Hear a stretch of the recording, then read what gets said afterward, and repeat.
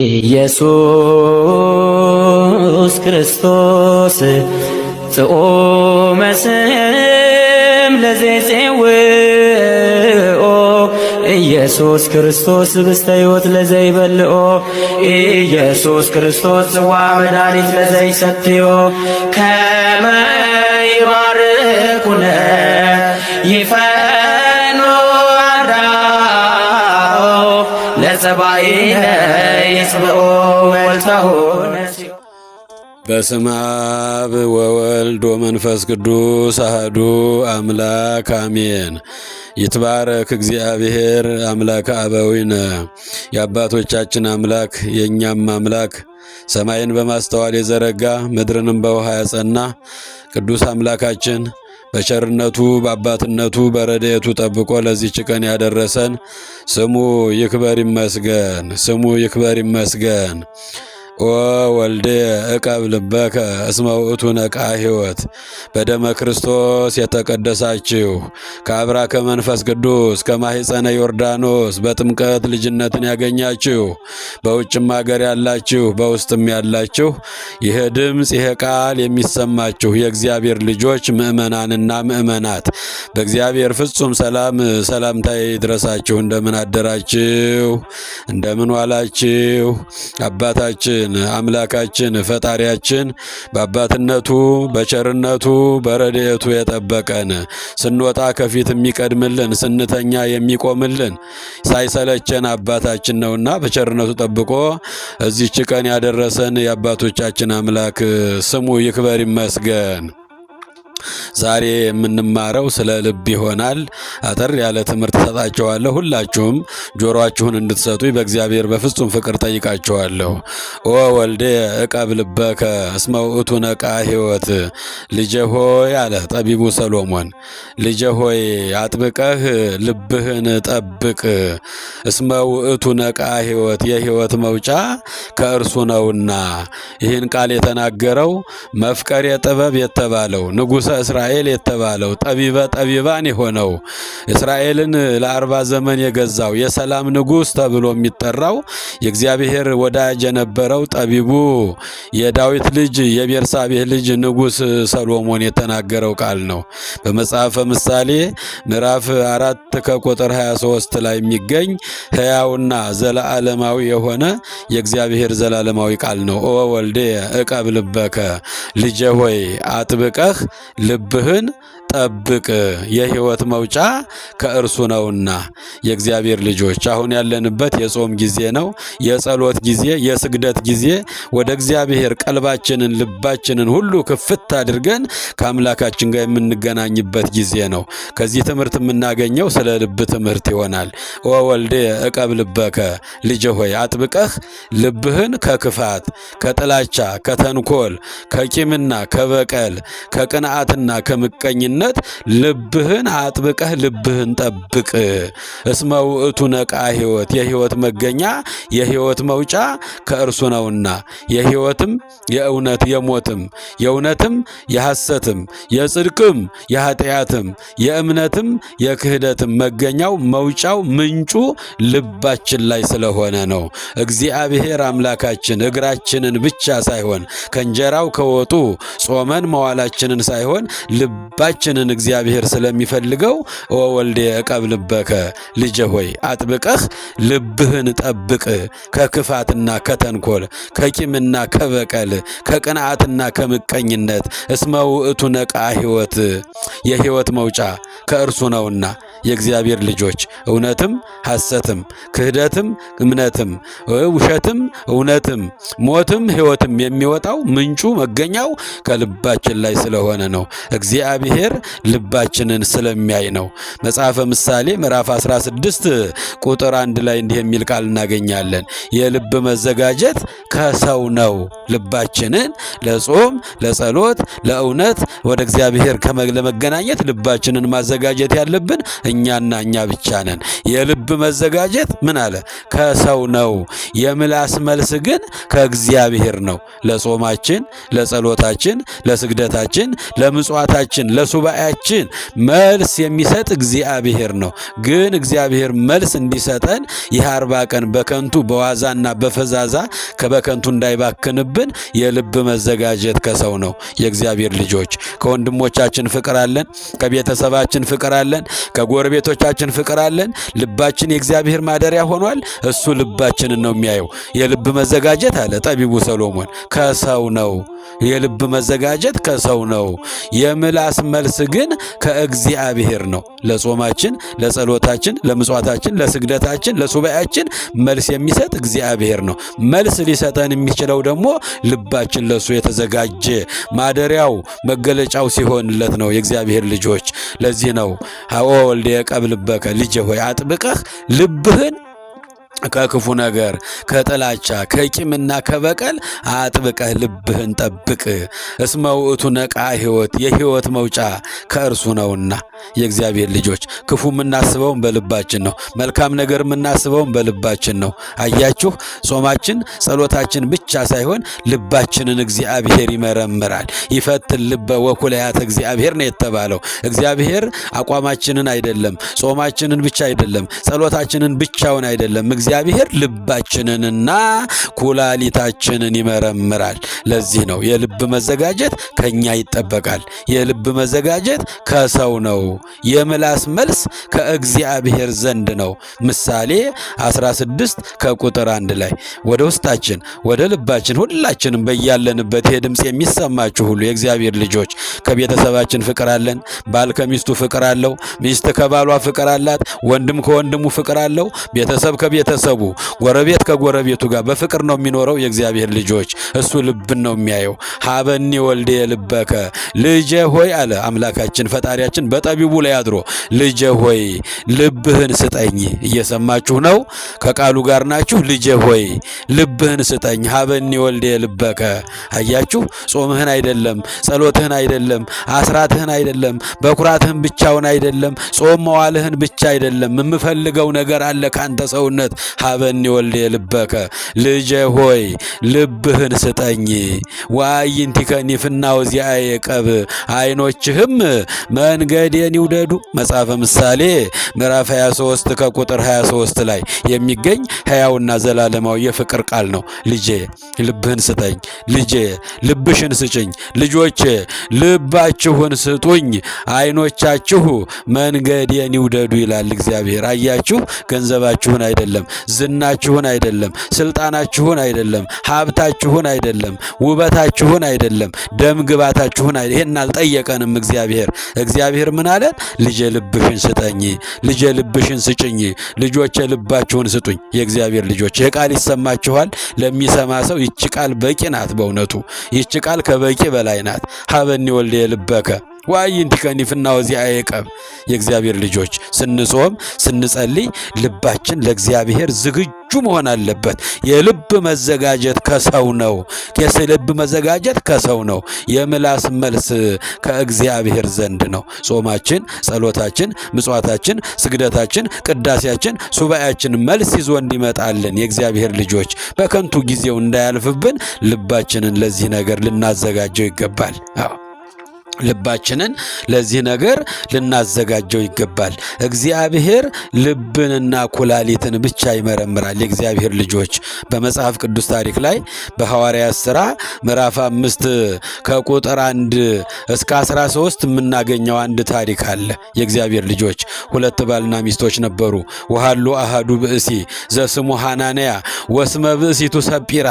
የእግዚአብሔር ልጆች ምእመናን በሐዋርያት ሥራ ምዕራፍ 5 ቁጥር 1 እስከ 13 ላይ በሐዋርያት ዘመን የነበሩ ሰዎች ናቸው።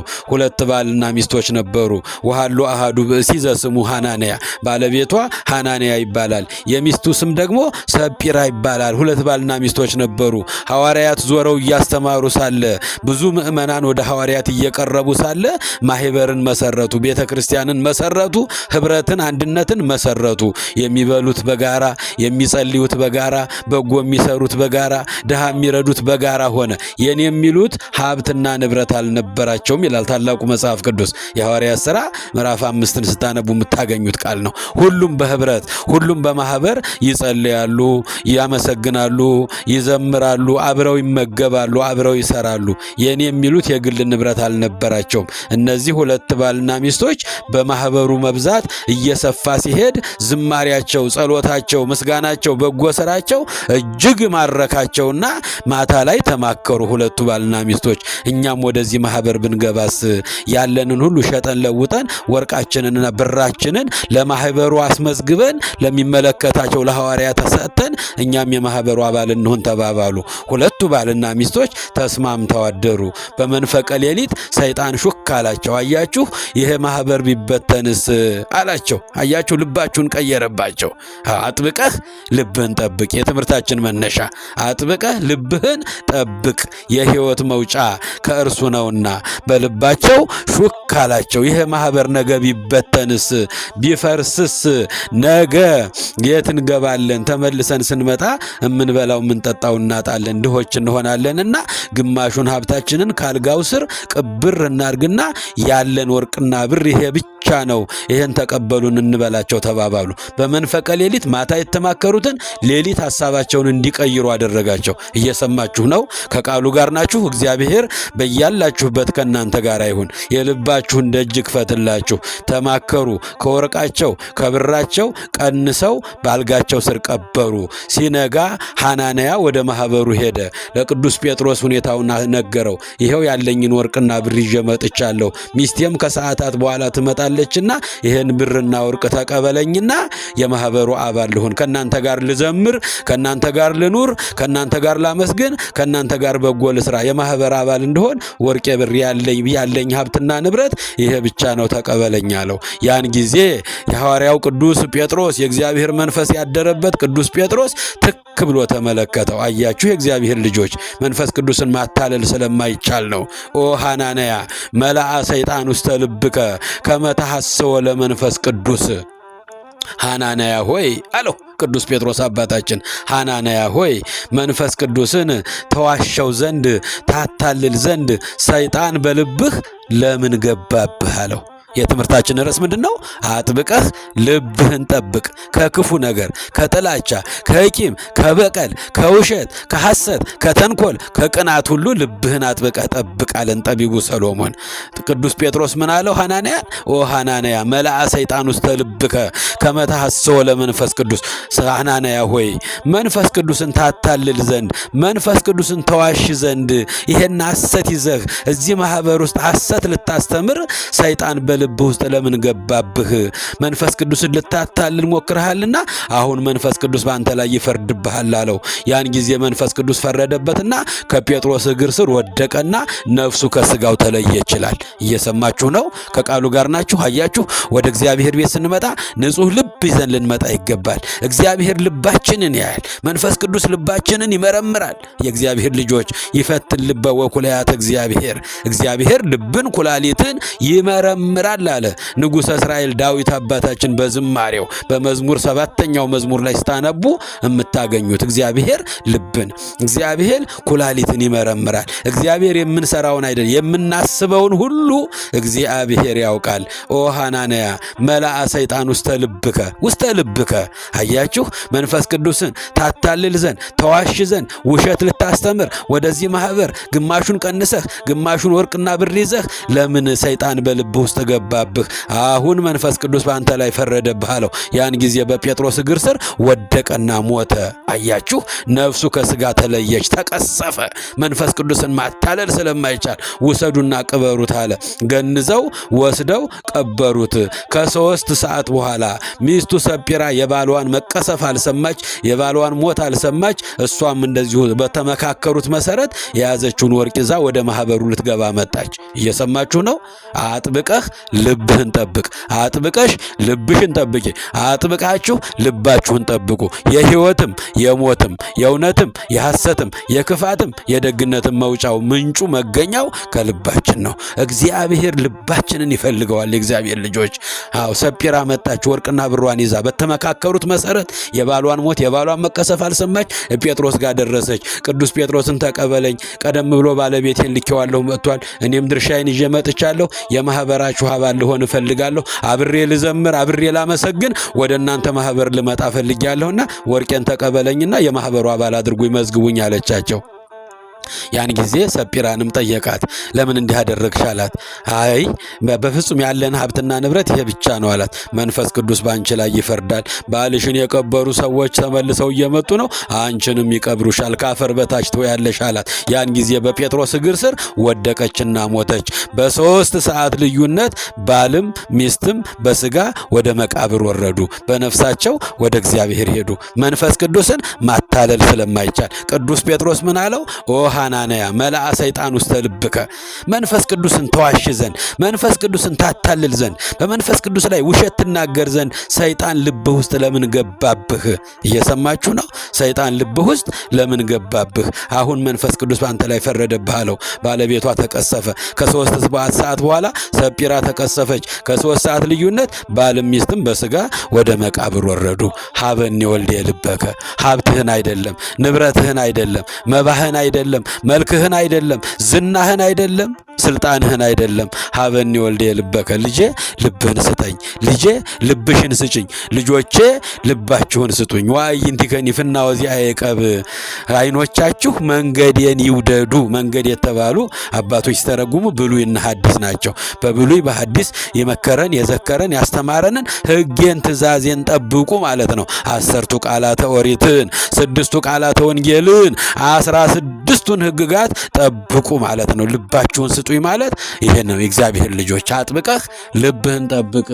ልባችንን ከክፉ ነገር፣ ከጥላቻ፣ ከቂም፣ ከበቀል፣ ከውሸት፣ ከሐሰት ልባችንን ልንጠብቀው ይገባል። እስካሁን የተማርነው ትምህርት አሁን ልብ ላለው ሰው ከበቂ በላይ ነው። የእግዚአብሔር ልጆች ለሰሚዕሰ አሐቲ ቃል ትበቆ፣ ለሚሰማ ሰው ለሚያስተውል ሰው ልቡ ለተከፈተ ሰው አንዲት ቃል ትበቃዋለች። እየሰማችሁ ነው? ለሚሰማ ሰው አንዲት ቃል ትበቃዋለች። በዜና አበው ላይ አባቶቻችን በሰሩት ስርዓት ላይ ዜና አበው የሚባል ታላቅ መጽሐፍ አለ። 4 መናኞች ነበሩ። በደንብ ስሙ የእግዚአብሔር ልጆች፣ 4 መናኞች ነበሩ። ሁሉም ከተለያየ ሀገር ተነስተው በአንድ ገዳም ይኖራሉ። በምነና በሱባኤ እየገቡ እያለቀሱ ለሀገር እያለቀሱ ሁሉን ጥጠው ዓለምን ጥለው ገዳም የገቡ ናቸው። ብዙ ዓመታትን ያሳለፉ ናቸው። ከዕለታት አንድ ቀን አስቀድሰው ሱባኤ ጸሎታቸውን አድርሰው ከበዓታቸው ሲወጡ በአጋጣሚ ተገናኙ። 4 ናቸው። 4 መናንያን ናቸው። ከተለያየ ሀገር የመጡ ናቸው። በመልክ ይተያያሉ፣ ግን ከየት እንደመጡ እንኳን አይተዋወቁም። እግዚአብሔር ነው ያገናኛቸው። በበረሃ ውስጥ ሁሉን ትተው የወጡ ናቸው። ያን ጊዜ 4ቱ ተገናኙና መወያየት ጀመሩ።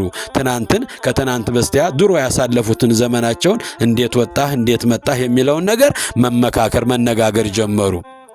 የመጀመሪያውን አንዱን ጠየቁት። የእግዚአብሔር ልጆች ለሰሚዕሰ አሐቲ ቃል ትበቆ፣ ለሚሰማ ሰው አንዲት ቃል ትበቃለች። እኛ ግን በየቀኑ የእግዚአብሔር ቃል በበላያችን ላይ ይፈስብናል፣ መለወጥ ግን አይታይብንም።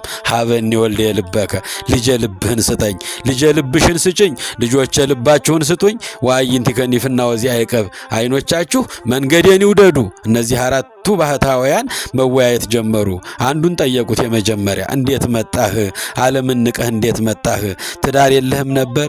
ልጆች የሉህም ነበር? ሀብት ችግር ነበረብህ? ከፍቶህ ነው? ደስ ብሎህ ነው ጥለህ የወጣኸው ዓለምን አሉት። በማቴዎስ ወንጌል 16 ቁጥር 26 ላይ ያለውን ጠቀሰላቸው። እኔስ ሀብትም አለኝ ንብረትም አለኝ ልጆችም አሉኝ፣ ነገር ግን ወደ ቤተ ክርስቲያን ሄጄ ሳስቀድስ ይላል። ሳስቀድስ በቅዳሴው መሃል ካህኑ ወጥተው የወንጌል ቃል ሲያነቡ ሰማኋቸው። ምንተይ በቆ ለሰብ ለእመ ኩሉ ዓለመ ረብሃ ወነፍሱ ሀጉለ፣ ሰው ሁሉ ዓለሙን ቢገዛ ቢነዳ በዓለም ውስጥ ያለውን ሀብት በእጁ ጭብጥ በእግሩ እርግጥ ቢያደርግ ሰው በነፍሱ ከተጎዳ ምን ይረባዋል? ምን ይጠቅመዋል? ለነፍሱ ቤዛ ምን በሰጠ ነበር እያሉ ካህኑ በቅዳሴው መሃል ሲያነቡ ሰማኋቸው። ያን ጊዜ ልቤ ላይ ይህች ቃል ተጻፈችብኝ። እየሰማችሁ ነው? አጥብቀህ ልብህን ጠብቅ፣ የሕይወት መውጫ ከእርሱ ነውና። የሕይወትም የሞትም መውጫ ከልባችን ላይ ነው። ለዚህ ነው ሀበኒ ወልዴ ልበከ፣ ልጄ ልብህን ስጠኝ ያለን እግዚአብሔር። ለዚህ ነው አያችሁ፣ በአንዲት ቃል ነው የተለወጠው አንዱ ባህታዊ። ማቴዎስ ወንጌል 16 ቁጥር 26 ላይ ሰው ዓለሙን ቢገዛ ቢነዳ በዓለም ውስጥ ያለውን ሀብትና ንብረት በእጁ ጭብጥ በእግሩ እርግጥ ቢያደርግ በነፍሱ ከተጎዳ ምን ይረባዋል? ምን ይጠቅመዋል? ለነፍሱ ቤዛስ ምን በሰጠ ነበር የሚለውን ቃል በወንጌል በቅዳሴው መሃል ካህኑ ሲያነቡ ይህች ቃል ልቤ ላይ ተጻፈችብኝ። ዓለሙ ይቅርብኝ፣ ንብረቱ ይቅርብኝ፣ ቤተሰብ ይቅርብኝ፣ ሁሉን ትቼ ወደ ነፍሴ ልሂድ ብዬ ወደዚህ ገዳም መጣሁ። እዚህ ገዳም ከገባሁ ብዙ ዓመታት ሆነኝ አላቸው። እየሰማችሁ ነው? ከቃሉ ጋር ናችሁ? በአንዲት ቃል ለሚሰማ ሰው አንዲት ቃል ታስተምረዋለች፣ አንዲት ቃል ትለውጠዋለች። አንዲቷ የእግዚአብሔር ቃል ለጽድቅ ለክብር ታበቀዋለች። ሁለተኛው ተጠየቀ። ሁለተኛው አንተስ ምን ሆነህ ወጣህ? ከፍቶህ ነው? ተደስተህ ነው? ሀብት ንብረት አጥተህ ነው? ወይስ ዓለምን ልቀህ ነው? እንዴት ወጣህ አንተስ ተባለ። አያችሁ የእግዚአብሔር ልጆች። ሁለተኛውም እንዲህ ብሎ መለሰ።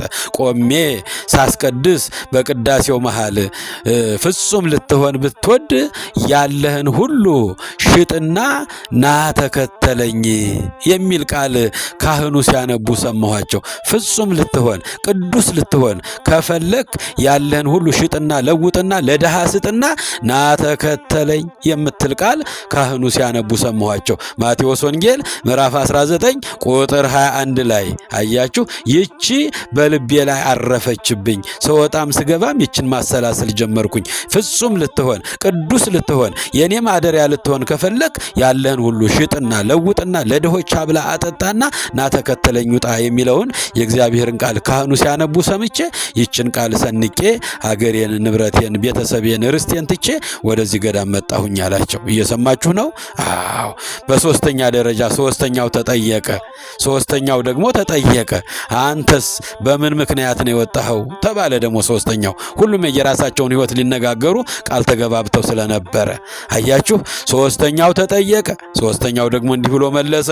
ማቴዎስ ወንጌል ምዕራፍ 10 ቁጥር 37 ላይ ከኔ ይልቅ አለ አምላካችን ለስም አጠራሩ ክብር ይግባውና ማቴዎስ ወንጌል ምዕራፍ 10 ቁጥር 37 ላይ ከኔ ይልቅ አባቱን እናቱን ወንድ ልጁን ሴት ልጁን የሚል ሰው ለኔ ሊሆን አይገባኝም ሊያገለግለኝም አይችልም ብለው ካህኑ ሲያነቡ ሲያስተምሩ ሰምቼ ይህች ቃል በልቤ ተጻፈችብኝ አለ።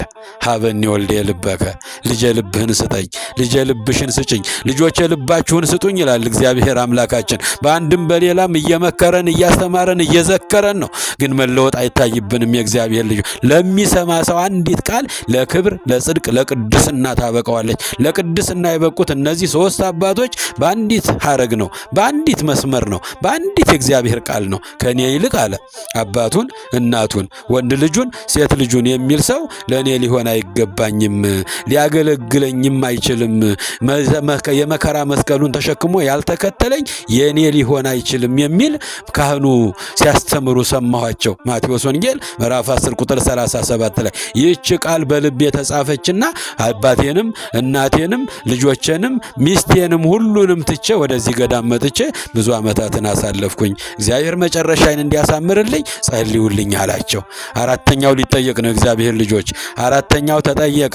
አራተኛው ደግሞ እንዴት ሆነህ መጣህ ወደ ገዳም ተባለ። አራተኛው ደግሞ ያስተማረኝ የመከረኝ የለም፣ ቤተ ክርስቲያንም አልሄድም፣ ዓለማዊ ሰው ነበርኩ ሲበዛ፣ ጾምና ጸሎትም ብዙም አላውቅም ነበረ። እኔ ደግሞ ከተፈጥሮ ተምሬ ነው እዚህ ገዳም የገባሁት አለ። እየሰማችሁ ነው? ከቃሉ ጋር የእግዚአብሔር ልጆች ሁላችሁንም እግዚአብሔር በያላችሁበት ይጠብቃችሁ። ከተፈጥሮ ተምሬ ነው አለ።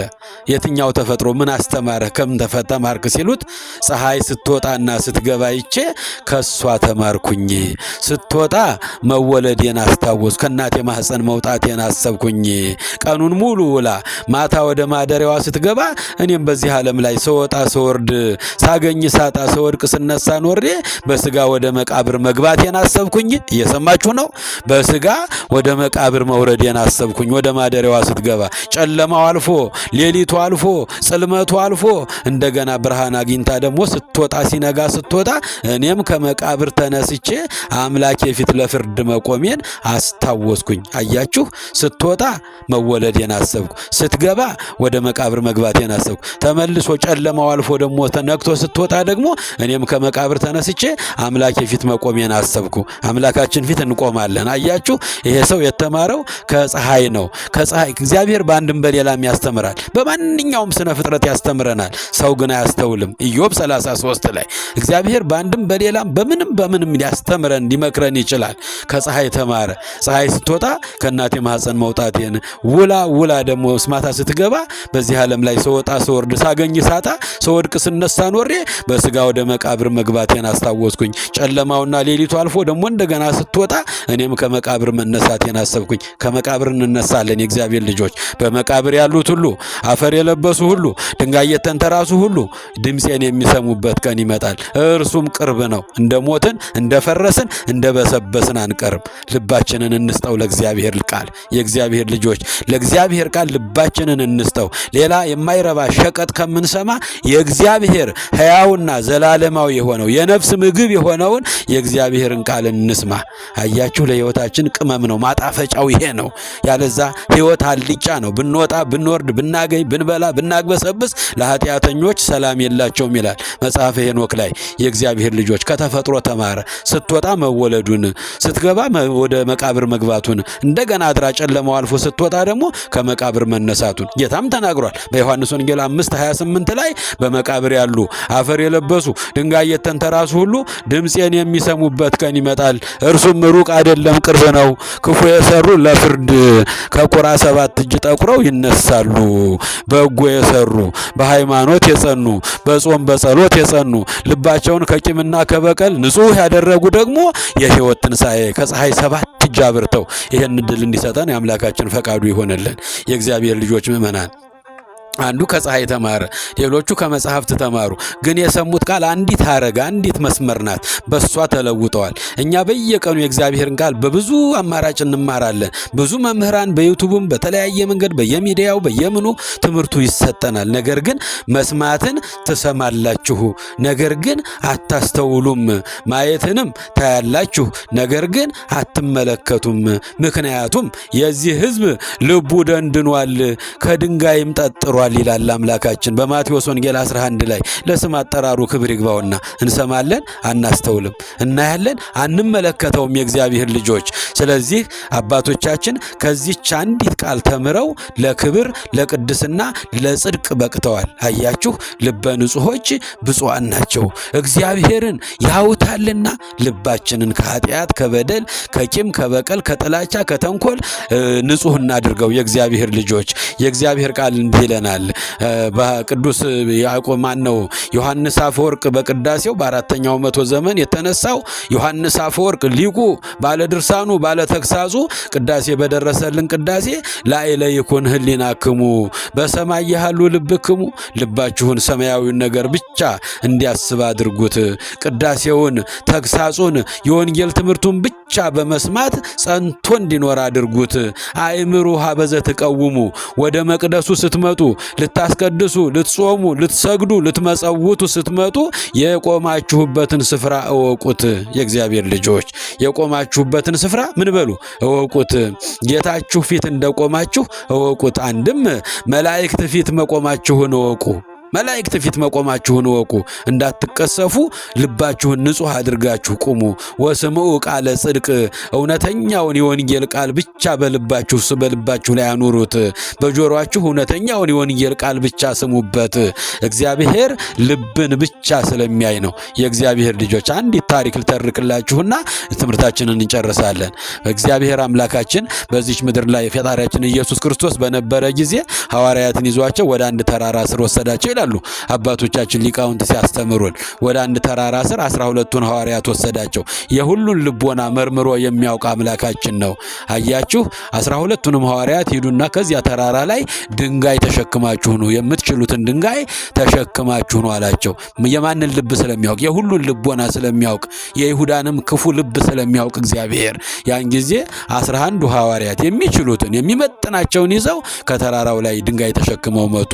ይሁዳ ልቡ ቅን ስላልነበረ፣ ልቡ ጠማማ ስለነበረ ጠጠር ይዞ መጣ። ትንሿን ጠጠር ተሸክሞ መጣ። እየሰማችሁ ነው? ትንሿን ጠጠር ይሁዳ ተሸክሟት መጣ ይላሉ አባቶቻችን። ያን ጊዜ አምላካችን ፊት ሁሉም ቆሙ። ይዛችሁ መጣችሁ?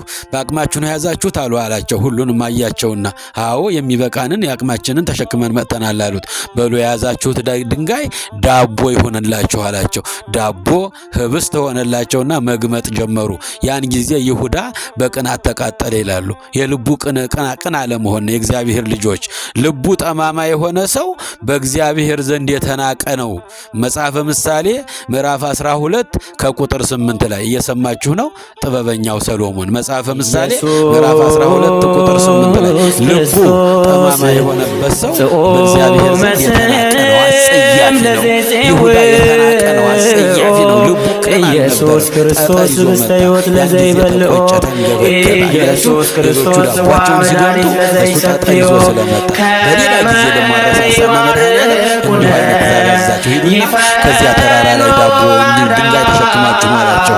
ያን ጊዜ ሐዋርያት የሚችሉትን ብቻ ይዘው ያቅማቸውን በመጠናቸው እሱ ያ ድንጋይ ዳቦ የሚሆን መስሎት ልቡ ጠማማ ስለሆነ አያችሁ አጥብቀህ ልብህን ጠብቅ። የትምህርታችን መነሻ ወወልዴ ዕቀብ ልበከ እስመ ውእቱ ነቃ ሕይወት። ልጄ ሆይ አጥብቀህ ልብህን ጠብቅ። ልጅ አጥብቀሽ ልብሽን ጠብቂ። ልጆች አጥብቃችሁ ልባችሁን ጠብቁት። ከክፉ ነገር፣ ከቂም፣ ከበቀል፣ ከጥላቻ፣ ከቅናት፣ ከምቀኝነት፣ ከጠማምነት ልባችሁን ጠብቁት። እስመ ውእቱ ነቃ ሕይወት፣ የሕይወት መገኛ የሕይወት መውጫው እርሱ ነውና። ያን ጊዜ በሁለተኛ ጊዜ አዘዛቸው አምላካችን ሂዱና ድንጋይ ተሸክማችሁ ነው አላቸው። እነሱ በመጠናቸው አቅማቸውን ተሸክመው መጡ። ይሁዳ ደግሞ ትልቁን ድንጋይ ተሸክሞ መጣ። እንደ ባለፈው ዳቦ ሆኖ እበላለሁ ብሎ። አያችሁ የእግዚአብሔር ልጆች ልቡ ቅን አልነበረ። ልቡ ጠማማ የሆነ ሰው በእግዚአብሔር ዘንድ የተናቀ ነው። መጽሐፈ ምሳሌ ምዕራፍ 12 ቁጥር 8 ላይ ትልቁን ድንጋይ እየተንቀጠቀጠ ይዞ መጣና መድኃኔዓለም ፊት ሁሉም ቆሙ። ይዛችሁ መጣችሁ አላቸው መድኃኔዓለም። አዎ ይዘን መጣን ያዘዝከንን አሉት። ሐዋርያትን በሉ ወርውሩት አላቸው። ሁሉም መጠነኛ ድንጋይ ስለተሸከሙ የሚችሉትን ያህል ርቀት ያለውን ያህል ወረወሩት። በላንተም ወርውረው ተባለ። መወርወር አልቻለም። ትልቅ ድንጋይ ስለተሸከመ ከእግሩ ስር ወደቀ። እድሜያችሁም እንደዚሁ እንደወረወራችሁት የሚያጥር ይሆናል አላቸው መድኃኔዓለም። አያችሁ ሐዋርያት ዓለምን ዞረው እንደ ጨው ሲያጣፍጡ ሲያስተምሩ፣ እነሱ እየቀለጡ ወንጌልን ሲያበሩ፣ ኢየሱስ ክርስቶስን ለጨለማው ለአሕዛብ ዓለም ሲያሳውቁ፣ እሱ ግን ብዙም ሳይቆይ 40 ቀን ቆይቶ አንጀቱ ተዘርግፎ ሸቶ ተልቶ ተበላሽቶ ሞተ። የእግዚአብሔር ልጆች ልበጠማሞች ልቡ ጠማማ የሆነ ሰው በእግዚአብሔር ዘንድ የተናቀ ነው። ጠማማ ልብ ያለው ሰው መልካም ነገርን ዘላለም አያገኝም። መጽሐፈ ምሳሌ ምዕራፍ 17 ቁጥር 20 ላይ እየሰማችሁኝ ይሆን? ከቃሉ ጋር ናችሁ? ይሄ ቃል በልባችሁ ይደርባችሁ። ጠማማ ልብ ያለው ሰው መልካም ነገርን አያገኝም። መጽሐፈ ምሳሌ 17 ቁጥር 20 ላይ። ለዚህ ነው ጥበብ የተሞላው የእግዚአብሔር ወዳጅ ሆነው ጠቢቡ ሰሎሞን ልጆቼ አጥብቃችሁ ልባችሁን ከክፉ ነገር ጠብቁ፣ ከጠማምነት፣ ከቅናት፣ ከምቀኝነት፣ ከተንኮል ልባችሁን ጠብቁት። የሕይወትም የሞትም የእውነትም የሐሰትም የክፋትም የደግነትም መውጫው መገኛው ልብ ነውና። በደንብ ተምራችኋል። እያስተዋላችሁ ነው የእግዚአብሔር ልጆች። ሐናንያና ሰጳራ ልባቸው ጠማማ ስለነበረ ማታ ያሰቡትን ሌሊት ሐሳባቸውን ስለቀየሩ በልበ ጠማምነታቸው መንፈስ ቅዱስን ሊያታልሉ ሲሞክሩ ሁለቱም ተቀስፈው በ3 ሰዓት ልዩነት ሁለቱም ወደ አፈር ገቡ፣ ወደ መቃብር ገቡ። ይሁዳ ጠማማው ይሁዳ እንደዛ አድርጎ በጠማምነቱ እዚያው 40 ቀን ሳይቆይ ተበላሽቶ ሸቶ ገምቶ አንጀቱ ተዘርግፎ ጎኑ ተወግቶ እንደዛ ሆኖ ተበላሽቶ ሞተ። ንስሐ እንኳን እንዲገባ እድል አላገኘም። አዎ የእግዚአብሔር ልጆች፣ ስለዚህ በጾማችን በጸሎታችን ጊዜ እግዚአብሔር ጾማችንና ጸሎታችን እንዲቀበልልን ንጹሕ ልብ ሊኖረን ይገባል። እንደ ዳዊት አባታችን እንዲህ አይነት ጸሎት ልንጸልይ ይገባል። ልበ ንጹሐ ፍጥር ሊተ እግዚኦ። እየሰማችሁ ይሆን? አዎ ልበ ንጹሐ ፍጥር ሊተ እግዚኦ። አቤቱ አምላኬ ሆይ አለ ዳዊት አባታችን። የዋሁ ገሩ ደጉ የአምላክ ልብ የተባለው በየዋህነቱ የሚታወቀው ልበ ንጹሐ ፍጥር ሊተ እግዚኦ። አቤቱ ጌታዬ አቤቱ አምላኬ ንጹሕ ልብን ፍጠርልኝ። አላያችሁ? የቀናውን መንፈስም በውስጥ ያድስልኝ። ንጹሕ ልብ ፍጠርልኝ እንበለው። ስንወጣም ስንገባም የእግዚአብሔር ልጆች ንጹሕ ልብ እንዲሰጠን ለጸሎታችን፣ ለልመናችን፣ ለጾማችን መልስ እንድናገኝ ንጹሕ ልብ ይፈልጋል እግዚአብሔር። ልበ ንጹሖች ብፁዓን ናቸው እግዚአብሔርን ያገኙታል ያዩታልና። ማቴዎስ ወንጌል ምዕራፍ 5 ከቁጥር 8 ላይ ልበ ንጹሖች ብፁዓን ናቸው እግዚአብሔርን ያዩታልና። ጸሎታቸው ይሰማላቸዋል፣ ልመናቸው አምላክ ፊት ይደርስላቸዋልና። አያችሁ የእግዚአብሔር ልጆች፣ ልባችንን ከጥላቻ ከቂም ከበቀል ከቅናት ከተንኮል ከክፋት ከጠማምነት ልባችንን ንጹሕ ልናደርገው ይገባል። ልቡ ጠማማ የሆነ ሰው በእግዚአብሔር ዘንድ የተናቀ ነው። ቢጸልይ ቢጾም ቢሰግድ ቢመጸውት ቢያስቀድስ ምን ቢል ወደ እግዚአብሔር ሊደርስለት አይችልም። ልቡ ጠማማ የሆነ ሰው። ለዚህ ነው ጥበበኛው ሰሎሞን ልጄ ሆይ አጥብቀህ ልብህን ጠብቅ፣ ልጄ ሆይ አጥብቀሽ ልብሽን ጠብቂ፣ ልጆች አጥብቃችሁ ልባችሁን ጠብቁት፣ የሕይወት መውጫ ከእርሱ ነውና። ያስተማረን የመከረን የገሰጸን የአባቶቻችን አምላክ በሰማይ በምድር በባህር በየብስ ባለው ፍጥረት ሁሉ ስሙ የተመሰገነ ይሁን። የሰማነውን ቃል እግዚአብሔር በየልቦናችን ይጻፍልን። 30 60 100 ፍሬ አፍርተን የስሙ ቀዳሾች የመንግስቱ ወራሾች ለመሆን ያብቃን። እስከ መጨረሻው በእምነታችን ጸንተን አምላካችንን ደስ የሚያሰኝ ስራ እንድንሰራ ቅዱስ ፈቃዱ ይሆንልን። የሰማነውን ሁሉ በልቦናችን ይጻፍልን። ሁሉ እንዲዳረስ ይሄንን ሰብስክራይብ ያረጋችሁ አዳርሱ። ይቆየን። ኢየሱስ ክርስቶስ ጽኦመ ስም ለዘይጼውኦ ኢየሱስ ክርስቶስ ህብስተ ሕይወት ለዘይበልኦ ኢየሱስ ክርስቶስ ጽዋ መድኃኒት ለዘይሰትዮ ከመ ይባርኩነ ይፈኖ ለጸባኢነ ይጽብኦ ወልታሁ ነሲኦ